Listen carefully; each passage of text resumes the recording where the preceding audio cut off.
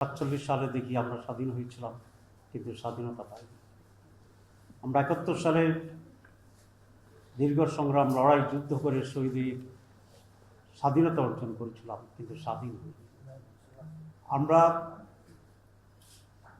আবার July August বিপ্লবের মাধ্যমে একটি দ্বিতীয় স্বাধীনতা বা নতুন স্বাধীন বাংলাদেশ পেয়েছি, কিন্তু আসলেই স্বাধীন হয়েছি কিনা এটার সময় বলতে হবে। এবং এইসব ব্যত্যয়গুলো হয়েছে রক্ত জীবনের বিনিময়ে। আমরা যারা নেতৃত্বে ছিলাম বা যারা নেতৃত্বে ছিল, তারা মানুষের ত্যাগ এবং প্রয়োজনকে সঠিকভাবে অনুধাবন এবং মূল্যায়ন করে পদক্ষেপ নিতে ব্যর্থ হয়েছে। আমরা আশা করি এই যে পরিবর্তন এবার হয়েছে, বা যেটাকে আমরা সুযোগ বলছি, অপরচুনিটি বলছি, এটা যেন অতীতের মতোই আবার হারিয়ে না যায়। এবং সেই জন্যেই আমাদেরকে অনেক বেশি সাবধান হতে হবে, প্রয়োজনে কিছুটা খানিকটা কঠোর হতে হবে, এবং প্রয়োজনে মৌলিক বিষয়গুলোকে পরিবর্তনের জন্য, সংশোধনের জন্য সেইভাবেই ভূমিকা পালন করতে হবে। বাংলাদেশ জামাত ইসলামী এবং অন্যান্য দল, বিশেষ করে দেশের সকল মানুষই জুলাই আগস্টের পরিবর্তনে ব্যাপক ভূমিকা পালন করছে। এরকম মেসিভ এবং অল স্পেকট্রাম পার্টিসিপেশন অতীতের আন্দোলনগুলোতে কিন্তু হয়।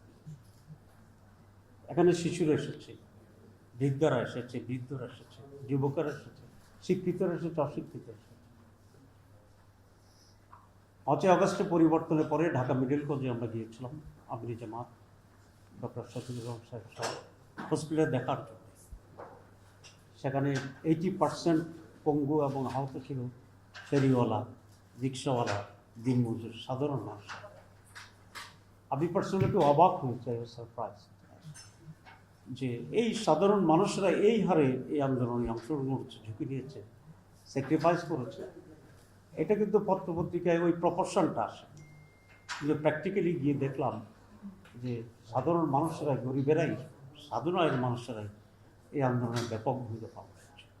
আমি তাদের প্রতি কৃতজ্ঞতা জানাই, শহীদদের আত্মার মাগফিরাত কামনা করি, এবং এখনও যারা বঞ্চিত, পঙ্গু এবং নানাভাবে নির্যাতিত আছে, আমি সরকারের কাছে দাবি জানাবো তাদেরকে যথাযথভাবে দেখার জন্য। যারা আহত হয়ে আছে তাদের সঠিক চিকিৎসার ব্যবস্থা গ্রহণ করার জন্য, যারা সব কিছু হারিয়েছে তাদেরকে রিভিলেট করা। এক্ষেত্রে আমি মনে করি এই সরকারের আরও বেশি কিছু করার আছে এবং সেটা করবে। আমরা যদি খুব তাজা অবস্থাতেই এটা কম্পনসেশন যেতে না পারি, তাহলে এই স্যাক্রিফাইস হারিয়ে যাবে, এবং আমরা আবার সেই অকৃতজ্ঞতার যে ইতিহাস আছে আমাদের অনেকের পাশে, সেই ইতিহাসকে প্রলম্বিত করি। আমি দৃঢ়ভাবে এই কথা বলতে চাই, বাংলাদেশ জামাত ইসলামী কতিপয় বিষয়ে খুব দৃঢ় এবং অঙ্গীকারবদ্ধ। প্রথম হচ্ছে বাংলাদেশের স্বাধীনতা এবং সার্বভৌমত্বের ব্যাপার। আমরা কোনো রাষ্ট্রের রক্তচক্ষুকে ভয় করি না, এবং কারো ইন্টারফারেন্স আমাদের স্বাধীনতার প্রশ্নে আমরা এটা স্বীকার করি না, এবং করতে আমরা দেব না আমাদের সাহিত্য। ২ নম্বর, ক্রেডিবল এবং সাস্টেনেবল ডেমোক্রেসির ব্যাপারে জামাত অঙ্গীকারবদ্ধ। আমরা শুধু রাষ্ট্রীয়ভাবে, আমাদের দলের ভিতরে আমরা এই গণতান্ত্রিক চর্চা করি।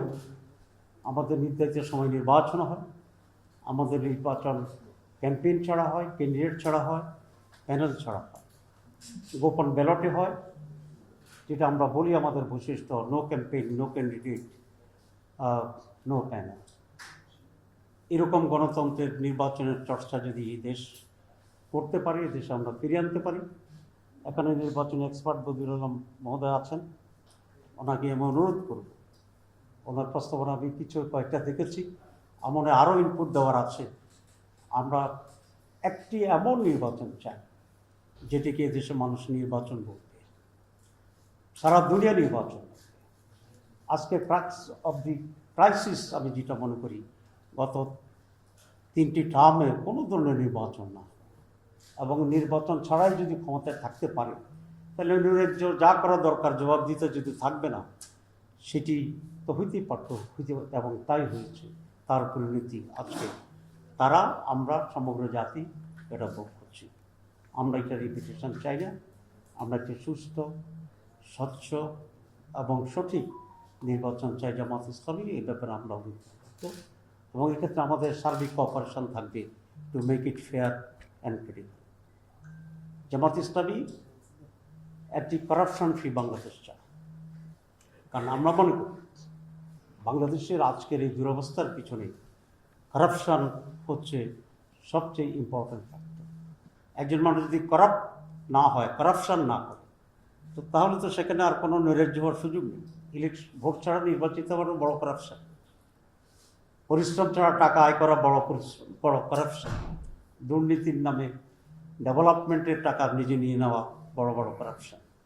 যে তথ্য এসেছে এটা যদি সঠিক হয় যে 230 বা 35 বিলিয়ন ডলার বাংলাদেশ থেকে একজন বা দুইজন ব্যক্তি পাচার করে নিয়েছে, তাহলে এরকম আরও কয়েকজন হয়েছে। এই টাকাটি যদি এখানে শিক্ষার জন্যে, স্বাস্থ্যের জন্যে, খাদ্যের জন্যে, বাসস্থানের জন্য, উন্নয়নের জন্য, যাতায়াতের জন্য যদি ব্যয় হতো, তাহলে বাংলাদেশ আজকে এই পর্যায়ে থাকতো না। আমরা অটোমেটিক্যালি অনেক বেশি এগিয়ে যেতে পারতাম। সুতরাং এই corruption free society in Bangladesh, এটি আমাদের সিরিয়াস ডিমান্ড এবং অঙ্গীকার।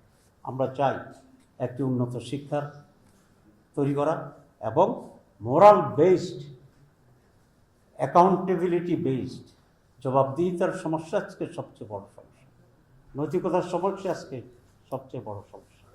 সুতরাং এই নৈতিকতা নির্ভর একটি উন্নত শিক্ষার আলোকিত সমাজ বাংলাদেশ জামাত ইসলামী করতে চায়। এই ব্যাপারে আমরা অঙ্গীকার করতে আছি। আজকে আমি মনে করি আমরা সেই লক্ষ্যে যেখানে যেখানে আমাদের ত্রুটি আছে, এই লক্ষ্যে যেখানে যেখানে আমাদের নতুন কিছু সংযোজনের প্রয়োজন আছে, কিছু বিয়োজনের প্রয়োজন আছে, এবং যেটা দেশের জন্য কল্যাণকর, জাতির জন্য কল্যাণকর, আমরা দলীয় দৃষ্টিভঙ্গি থেকে দলীয় স্বার্থ এবং ব্যক্তির স্বার্থকে আমরা কখনোই প্রাধান্য দিতে চাই না। আমরা প্রাধান্য দেব না।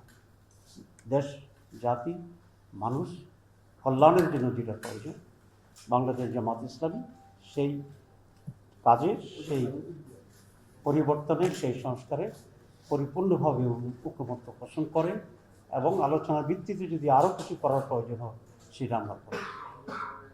কনস্ট্রাকটিভ, পজিটিভ এবং practical realistic reforms Bangladesh Jamaat Islami আপনাদেরকে পূর্ণ সহযোগিতা দান করবে। আপনি এই অঙ্গীকার আপনি সামনে করতে চান।